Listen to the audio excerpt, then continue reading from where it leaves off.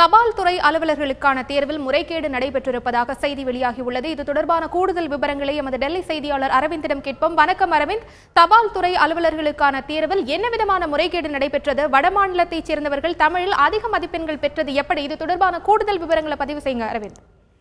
கடந்த ஆண்டு இறுதியில் தமிழகத்தில் போஸ்ட்மேன் மற்றும் மெயில் கார்டு ஆகிய 2 துறைகளுக்கான அதிகாரிகளுக்கான தேர்வு நடைபெற்றது. இந்நிலையில் இந்த தேர்வில் நாடு முழுக்கும் உள்ள அனைத்து தேர்வாளர்களுமே இந்த தேர்வில் பங்கேற்கும்படியான தேர்வு தான் நடைபெற்றது. இந்நிலையில் இந்த தேர்வின் முடிவுகளை, அதாவது இந்த தேர்வில் தேர்வாளர்கள் கொடுத்த அந்த பதிலை மதிப்பீடு செய்யும் போது வடமாநிலத்தை சேர்ந்தவர்கள், குறிப்பாக ஹரியானா மாநிலத்தை சேர்ந்தவர்கள் தமிழில் அதிகப்படியான மார்க் எடுத்து, அதாவது அதிகப்படியான மதிப்பெண் பெற்றிருப்பதை கண்டு இந்த தேர்வை நடத்திய தமிழகத்தை சேர்ந்த அந்த தபால் துறை அதிகாரிகள் அதாவது கண்டுபிடித்துள்ளனர். இந்நிலையில் இதில் ஏதோ ஒரு தவறு நடந்திருப்பதாக அவர் சிபிஐயிடம் ஒரு புகாரை முன்வைத்திருந்தனர். இந்நிலையில் இந்த வழக்கை சிபிஐ ஆணையர் கட்டமாக விசாரணை நடத்தியது. குறிப்பாக ஹரியானா மாநிலத்தை சேர்ந்த ஒரு 32 நபர்கள் தமிழில் அதிகப்படியான மதிப்பெண்ணை பெற்றிருக்கிறார்கள். இந்நிலையில் இந்த 32 நபர்கள் தொடர்பான அவர்களுடைய பேக்ரவுண்ட் ப்ரொஃபைலிங், அதாவது அவர்களுடைய பேக்ரவுண்டை செக் செய்த போது, சரிபார்த்த போது இந்த 32 நபர்களுமே தங்களுடைய அந்த பள்ளிகளில் தமிழ் என்ற அந்த மொழி பாடத்தை அவர்கள் படித்ததே கிடையாது. அப்படி இருந்தும் தமிழ் மொழி பாடத்தில் இந்த 32 பேரும் எப்படி அதிக மதிப்பெண் பெற்றனர் என்பதைத்தான் சிபிஐ விசாரிக்க துவங்கியது. இதில் முதற்கட்ட விசாரணையின் போது இந்த 32 நபர்களுமே ஒரே ஐஎஸ்பி எனப்படும் இன்டர்நெட் சர்வீஸ் ப்ரொவைடர், அதாவது ஒரே கம்ப்யூட்டர் நெட்வொர்க் மூலமாக இந்த 32 நபர்களும் தேர்வு எழுதியிருக்கிறார்கள். எனவே அந்த இடத்தில் தான் தவறு நடந்திருப்பதை சிபிஐ அதிகாரிகள் முதற்படியாக கண்டுபிடித்துள்ளனர். அதனை மேலும் விசாரணை நடத்துவதற்காக இன்று சிபிஐ அதிகாரிகள் அந்த எஃப்ஐஆரை பதிவு செய்திருக்கிறார்கள். இந்த எஃப்ஐஆரில் கூட்டு சதி மற்றும் சதி திட்டம், அதாவது கூட்டு சதி 120B மற்றும் அதே போல சீட்டிங் 420 எனப்படும் சீட்டிங், ஏமாற்றல், இந்த 2 பிரிவுகளின் கீழ் வழக்கு பதிவு செய்திருக்கிறார்கள்.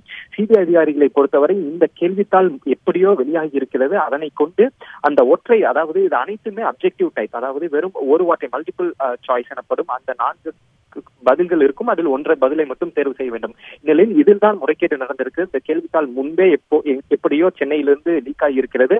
அதன் அடிப்படையிலேயே இந்த 32 பேரும் தமிழ் மொழி பாடத்தில் அதிக மதிப்பெண்ணை பெற்றிருக்கிறார்கள் என்ற அடிப்படையில் சிபிஐ தற்போது வழக்கு பதிவு செய்துள்ளது. இந்நிலையில் விசாரணை தொடர்ந்து நடைபெற்று வருவதாக சிபிஐ அதிகாரிகள் நமக்கு தகவல் தெரிவித்துள்ளனர்.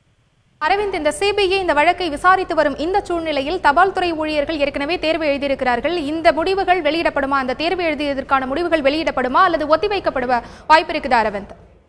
இந்த தேர்வானது கடந்த ஆண்டு டிசம்பர் 11ஆம் தேதி நடைபெற்றிருக்கு. தற்போதைய நிலையில் அந்த தேர்வு மதிப்பீட்டில் தான் இந்த முறைகேடை அவர்கள் கண்டுபிடித்திருக்கிறார்கள். இந்நிலையில் அந்த தேர்வு முடிவுகள் வெளியிடப்பட்டுள்ளதா என்பது தொடர்பான எந்த ஒரு தெளிவான பதிலும் இங்குள்ள அதிகாரிகள் தரப்பில்லை. இங்குள்ள அதிகாரிகளை பொறுத்தவரை இந்த முறைகேடானது சென்னை மற்றும் ஹரியானா உள்ளிட்ட சில மாநிலங்களில் அரசு துறை அதிகாரிகள், அதாவது குறிப்பாக இந்த தேர்வுக்கான கேள்வித்தாளை யார் வடிவமைத்தார்களோ அவர்கள் மூலமாகத்தான் இந்த தவறு நடந்துள்ளது. எனவே அது தொடர்பான தான் தற்போது விசாரணை நடைபெற்று வருவதாக இங்குள்ள அதிகாரிகள் தெரிவித்திருக்கிறார்கள். சிபிஐ பொறுத்தவரை இந்த விசாரணை மட்டுமே தான் முன்னின்று நடத்தி வருகிறது. இந்நிலையில் இந்த தேர்வு முடிவுகள் வெளியிடப்பட்டு விட்டதா என்பது தொடர்பான தெளிவான பதில் தற்போது நமது கையில் இல்லை. இது அடுத்தடுத்த கட்ட முடிவில் தான் நம்மால் தெரிந்து கொள்ள முடியும். இந்நிலையில் இது தொடர்பாக உரிய அந்த அமைச்சக அதிகாரிகளிடம் இந்த பதிலை நாம் கேட்டிருக்கோம். தற்போது வரை அந்த பதில் நமக்கு கிடைக்கப்பெறவில்லை.